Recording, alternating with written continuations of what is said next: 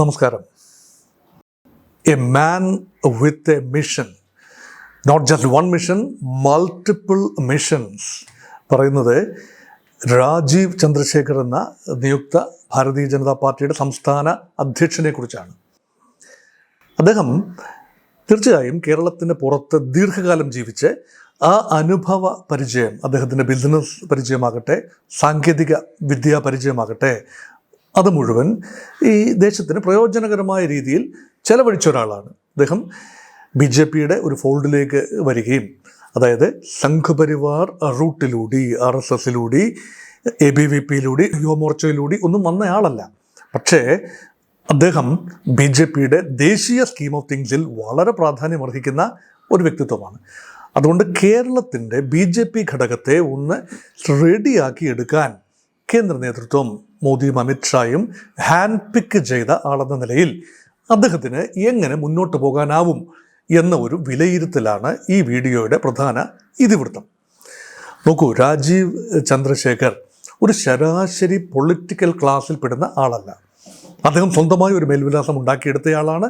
ആ രീതിയിൽ തന്നെയാണ് അദ്ദേഹം രാജ്യസഭയിൽ എത്തിയത്. ദീർഘമായ കാലഘട്ടം, 3 ടേം, 18 വർഷം അദ്ദേഹം രാജ്യസഭയിൽ ഭാരതീയ ജനതാ പാർട്ടിയുടെ പ്രതിനിധിയായി അദ്ദേഹം കർണാടകത്തെ റെപ്രസെൻ്റ് ചെയ്തു. അദ്ദേഹം ബാംഗ്ലൂർ നിവാസിയുമായിരുന്നു. അദ്ദേഹത്തെ എന്തുകൊണ്ടായിരിക്കാം തിരുവനന്തപുരത്തേക്ക് നിയോഗിച്ചത് എന്ന് കഴിഞ്ഞ ലോക്സഭാ തിരഞ്ഞെടുപ്പിൽ 2024 തിരുവനന്തപുരം മണ്ഡലം പിടിക്കാനായി നിയോഗിച്ചത് എന്ന് പലർക്കും കൗതുകമുണ്ടാകാം.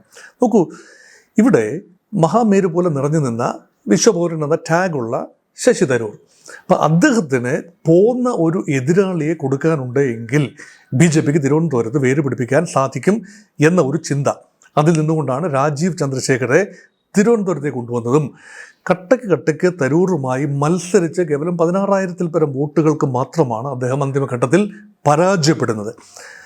ഇതൊരു സൂചനയായി വേണമെങ്കിൽ കരുതാം. അദ്ദേഹത്തിൻ്റെ ഒരു ഡൈനമിസം, അദ്ദേഹത്തിന് ഗ്രൂപ്പുകൾക്ക് അതീതനായി പ്രവർത്തിക്കാനുള്ള കഴിവ്, ഒരുപക്ഷെ അതായിരിക്കാം അദ്ദേഹത്തിൻ്റെ സെലക്ഷനുള്ള പ്രധാന കാരണം. കേരളത്തിലെ ഭാരതീയ ജനതാ പാർട്ടി പല ഖണ്ഡങ്ങളായി ചിതറി നിൽക്കുകയാണ്. പ്രധാനമായും 2 ഗ്രൂപ്പുകൾ, V മുരളീധരൻ നയിക്കുന്ന കെ സുരേന്ദ്രനൊക്കെ ഉൾപ്പെടുന്ന ഒരു ഗ്രൂപ്പ്, അതുപോലെ PK കൃഷ്ണദാസ് നയിക്കുന്ന ഒരു ഗ്രൂപ്പ്. ശോഭാ സുരേന്ദ്രൻ രണ്ടിലും പെടാതെ ഇങ്ങനെ മാറി നിൽക്കുന്നു.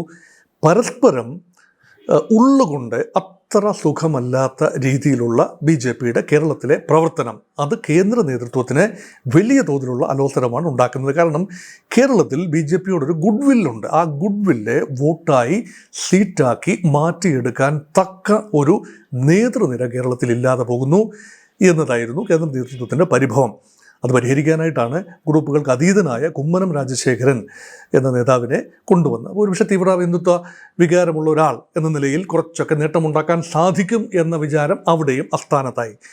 അങ്ങനെ പല പരീക്ഷണങ്ങൾ നടത്തി അവസാനം വ്യത്യസ്തമായ ഒരു പരീക്ഷണത്തിലേക്ക്, ഇതൊരു അവസാന അടവാണ്, പൂഴിക്കടകൻ എന്ന് വേണമെങ്കിൽ പറയാം. തമിഴ്നാട്ടിൽ അണ്ണാമലയെ കൊണ്ടുവന്നതുപോലെ അത് അപ്രതീക്ഷിതമായൊരു നീക്കമായിരുന്നു. തമിഴ്നാട്ടിൽ ഒരു ശരാശരി രാഷ്ട്രീയ നേതൃത്വമായിരുന്നില്ല അണ്ണാമലയുടെ, ഒരു സിവിൽ സർവീസിൽ നിന്ന് വന്ന ഒരാൾ. അതുകൊണ്ട് ഒരു സർപ്രൈസ് മൂവ്, ഒരു സർജിക്കൽ സ്ട്രൈക്ക് എന്നിങ്ങനെയൊക്കെ പറയാവുന്ന രീതിയിൽ തമിഴ്നാട്ടിൽ കൊണ്ടുവന്നതുപോലെ പെട്ടെന്ന് നാടകീയമായി രാജീവ് ചന്ദ്രശേഖറിൻ്റെ പേര് വരികയാണ്.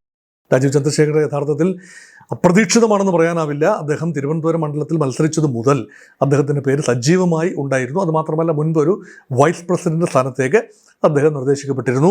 അതൊക്കെ പരിഗണിക്കുമ്പോൾ അദ്ദേഹത്തിൻ്റെ സാധ്യത പൂർണ്ണമായി ഒരു അടഞ്ഞ അധ്യായമായിരുന്നില്ല. പക്ഷേ ഇപ്പോൾ എന്തുകൊണ്ടെന്നാൽ ഇപ്പോൾ അദ്ദേഹം വന്നിരിക്കുന്നു. ഇനി നോക്കൂ, BJPയുടെ ഒരു രീതിശാസ്ത്രം ഒന്ന് നോക്കാൻ ശ്രമിക്കുകയാണ്. BJPക്ക് ഇമേജ് ഉണ്ടാകുന്ന, പാൻ ഇന്ത്യ രീതിയിൽ ഇമേജ് ഉണ്ടാകുന്നത് നരേന്ദ്രമോദി നേതൃത്വം കൊടുക്കുന്നതുകൊണ്ട് മാത്രമല്ല.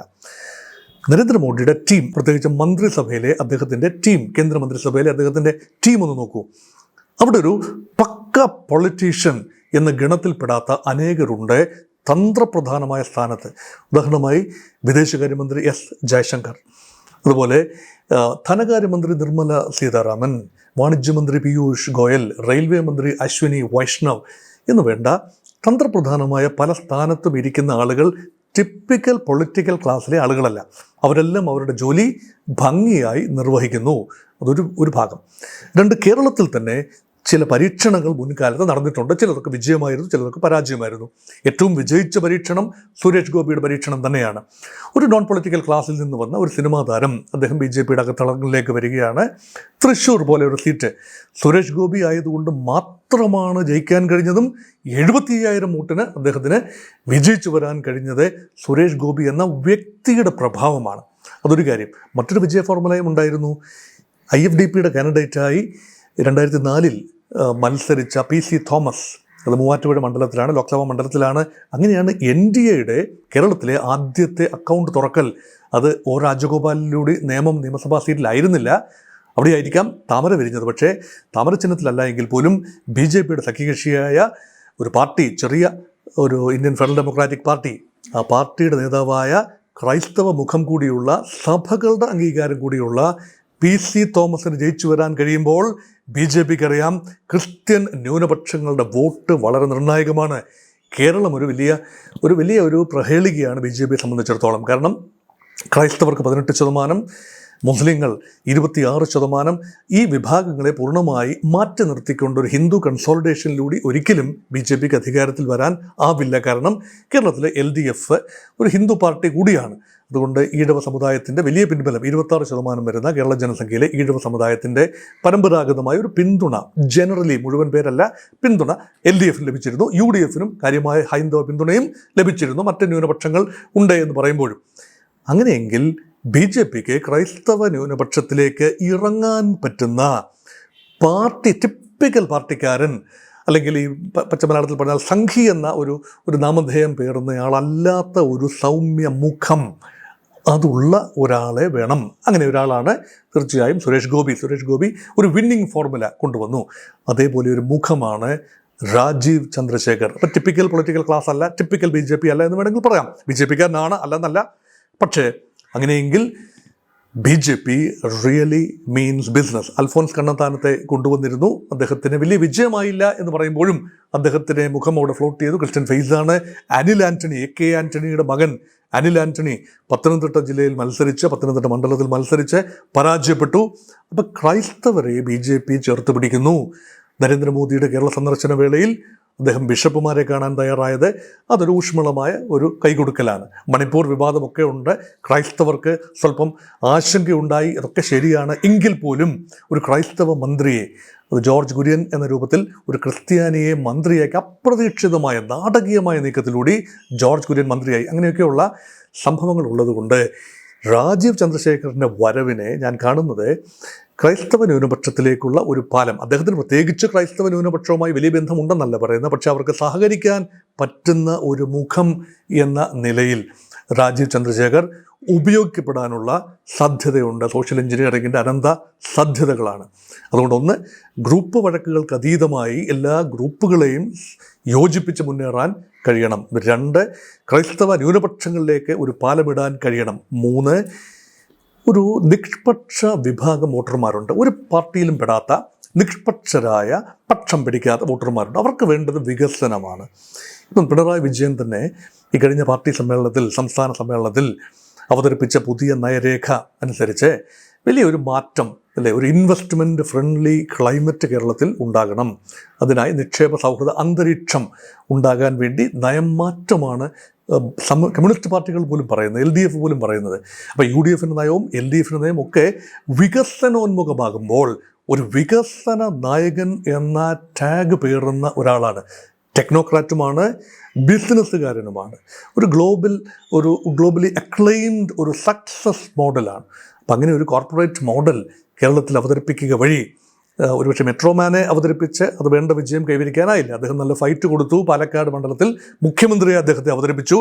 ഒരുപക്ഷെ ഇദ്ദേഹത്തെയും രാജീവ് ചന്ദ്രശേഖരെയും മുഖ്യമന്ത്രി സ്ഥാനാർത്ഥിയായി ഒരുപക്ഷെ പ്രൊജക്റ്റ് ചെയ്ത് കേരള നിയമസഭാ തെരഞ്ഞെടുപ്പ് മത്സരിക്കാനുള്ള സാധ്യതയുണ്ട്. അതിന് മുൻപ് ഒരു ക്വാർട്ടർ ഫൈനൽ കിടക്കണം, സെമി ഫൈനൽ കിടക്കണം. ക്വാർട്ടർ ഫൈനൽ എന്ന് പറയുന്നത് ഒരുപക്ഷെ തിരുവനന്തപുരം കോർപ്പറേഷൻ ആയിരിക്കാം. തിരുവനന്തപുരം കോർപ്പറേഷൻ തെരഞ്ഞെടുപ്പാണ് ഇനി വരാൻ പോകുന്നത്. തദ്ദേശ സ്വയംഭരണ തെരഞ്ഞെടുപ്പ് കേരളത്തിൽ ആകമാനം നടക്കുന്നതിനോടൊപ്പം അവിടെ വലിയ പ്രതീക്ഷയാണ് ഭാരതീയ ജനതാ പാർട്ടിക്ക്. ഒറ്റയ്ക്ക് BJPക്ക് തിരുവനന്തപുരം കോർപ്പറേഷൻ ഭരണം പിടിക്കണമെങ്കിൽ രാജീവ് ചന്ദ്രശേഖരനെ പോലെ ഒരു മുഖം അവിടെ തന്നെ മത്സരിച്ച് പരാജയപ്പെട്ട ഒരു മുഖം ഒരു പക്ഷേ വലിയ പ്രധാനപ്പെട്ട ഒരു കാര്യമാണ്. അതായിരിക്കണം ആദ്യത്തെ ഉരകൽ. അതോടൊപ്പം തന്നെ തദ്ദേശ സ്വയംഭരണ സീറ്റുകളിൽ കാര്യമായ മുന്നേറ്റം BJP പ്രതീക്ഷിക്കുന്നു. അത് കഴിഞ്ഞാൽ വരേണ്ടത് സംസ്ഥാന, അതാണ് സെമി ഫൈനൽ എന്ന് പറയുന്നത്, സംസ്ഥാന തെരഞ്ഞെടുപ്പാണ്.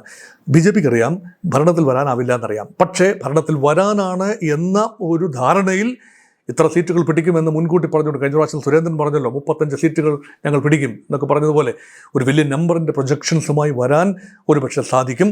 അങ്ങനെയെങ്കിൽ ഇപ്പോഴത്തെ നിലയിൽ 19 സീറ്റുകളിൽ BJP ഒന്നുകിൽ 1-ാം സ്ഥാനത്താണ് അല്ലെങ്കിൽ 2-ാം സ്ഥാനത്താണ്. അവസാനം നടന്ന ലോക്സഭാ തെരഞ്ഞെടുപ്പിൻ്റെ മണ്ഡലമനുസരിച്ചുള്ള നിയമസഭാ സെഗ്മെൻറ്റിലെ കണക്കെടുക്കുമ്പോൾ, അതായത് തിരുവനന്തപുരം ലോക്സഭാ മണ്ഡലത്തിൻ്റെ പരിധിയിൽ 3 നിയമസഭാ സെഗ്മെൻറ്റുകൾ, ആറ്റിങ്ങലിൻ്റെ പരിധിയിൽ 3 നിയമസഭാ സെഗ്മെൻറ്റുകൾ, തൃശ്ശൂരിൻ്റെ പരിധിയിൽ 4 നിയമസഭാ സെഗ്മെൻറ്റുകൾ, മറ്റൊരു നിയമസഭാ സെഗ്മെൻറ്റ്, ഇവിടങ്ങളെല്ലാം BJP 1-ാം സ്ഥാനത്താണ്. 11 സീറ്റുകളിൽ 1-ാം സ്ഥാനത്താണ്. അതുപോലെ 8 സീറ്റുകളിൽ 2-ാം സ്ഥാനത്താണ്. ഇതൊക്കെ വിന്നബിൾ എന്ന ഗണത്തിൽപ്പെടുന്ന എ ക്ലാസ് മണ്ഡലങ്ങളായി BJPക്ക് വേണമെങ്കിൽ കരുതാം. അതെല്ലാം വിജയിച്ചു വരുന്നത് ഒരുപക്ഷെ അസാധ്യമായിരിക്കാം. എങ്കിൽ പോലും സാധ്യതാ ലിസ്റ്റിൽ മുൻഗണനയിലുള്ള പ്രദേശങ്ങളാണ്. അവിടെ ശ്രദ്ധ കേന്ദ്രീകരിക്കണമെങ്കിൽ ഒരു ഉചിതമായ ലീഡർഷിപ്പ് ഉണ്ടാകണം. എല്ലാവർക്കും റിലേറ്റ് ചെയ്യാവുന്ന ഒരാൾ, സാധാരണക്കാർക്ക്, മധ്യവർഗത്തിന് റിലേറ്റ് ചെയ്യാവുന്ന, അർബൻ മിഡിൽ ക്ലാസ്സിന് ഒക്കെ റിലേറ്റ് ചെയ്യാൻ പറ്റുന്ന ഒരു മുഖം വേണം. ആ മുഖമാണ് രാജീവ് ചന്ദ്രശേഖറിലൂടെ അനാവരണം ചെയ്യപ്പെട്ടിരിക്കുന്നത്. അതുകൊണ്ട് രാജീവ് ചന്ദ്രശേഖർ ഇനി എങ്ങനെയാണ് ഈ വാറിംഗ് ഫാക്ഷൻസിനെ കൂടെ നിർത്തുന്നത്? അവരെയൊക്കെ പേര് ചൊല്ലി വിളിക്കാനുള്ള പരിചയം അദ്ദേഹത്തിന് ഇപ്പോഴില്ല. അദ്ദേഹം വളരെ പുതിയ ഒരാളാണ്. അദ്ദേഹത്തിൻ്റെ പരിചയം വളരെ കുറവാണ്. അദ്ദേഹം ഈ ഗ്രൂപ്പ് സമവാക്യങ്ങൾ പഠിക്കണം. ആരെയും പിണക്കാതെ, ഒരു വിഭാഗവും പിന്തള്ളപ്പെട്ടു പോകാതെ എല്ലാവരെയും യോജിപ്പിച്ച്, പ്രത്യേകിച്ച് ഒരുപക്ഷെ മുറിവേറ്റ മുഖങ്ങളായിരിക്കണം ശോഭാ സുരേന്ദ്രൻ്റേതും അതുപോലെ തന്നെ MT രമേശിൻ്റെയും. ഈ പേരുകളൊക്കെ സജീവമായി പരിഗണിച്ച പേരുകളാണ്. ഇവരെയൊക്കെ ഒന്നിച്ച് നിർത്തി ജനറൽ സെക്രട്ടറിമാരുടെ നിയമനം വളരെ പ്രധാനപ്പെട്ടതാണ്. 3-4 ജനറൽ സെക്രട്ടറിമാർ ഉണ്ടാവണം. അതുപോലെ തന്നെ സംസ്ഥാനത്ത് 30 ജില്ലകളായി, നമ്മുടെ ജില്ലകളല്ല, റവന്യൂ ജില്ലകളല്ല, BJPയുടെ കണക്കിൽ ഒരു ജില്ല എന്ന് പറഞ്ഞാൽ 2ആയിട്ട് തിരിച്ച്, അല്ലെങ്കിൽ ചില ജില്ലകൾ 1, ചില ജില്ലകൾ 3, ഇങ്ങനെ 30 ജില്ലകളാണ് കേരളത്തിൽ BJP ജില്ലകൾ. ആ ഒരു ജില്ല കേന്ദ്രീകരിച്ച്, ആ ഒരു മേഖല കേന്ദ്രീകരിച്ച് അധ്യക്ഷന്മാരുണ്ടാകണം. ഇവിടെയൊക്കെ ഉചിതരായ ആളുകളെ ഡിപ്ലോയ് ചെയ്യാൻ വേണ്ടി തീർച്ചയായും രാജീവ് ചന്ദ്രശേഖരന് കഴിയുകയും ആ എഫേർട്ട്സ് കോർഡിനേറ്റ് ചെയ്യാൻ കഴിയുകയും ചെയ്യുമ്പോഴാണ് അദ്ദേഹത്തിന് ഒരുപക്ഷെ വിജയം കൈവരിക്കാൻ കഴിയുന്നത്. അതുകൊണ്ട് ഒരു അൺടെസ്റ്റഡ് പേഴ്സൺ എന്ന നിലയിൽ നമുക്ക് രാജീവ് ചന്ദ്രശേഖരൻ്റെ BJPയുടെ നേതാവെന്ന നിലയിൽ കേരളത്തിലെ പ്രവർത്തനത്തിന് വേണ്ടി നമുക്ക് കാതോർക്കാം.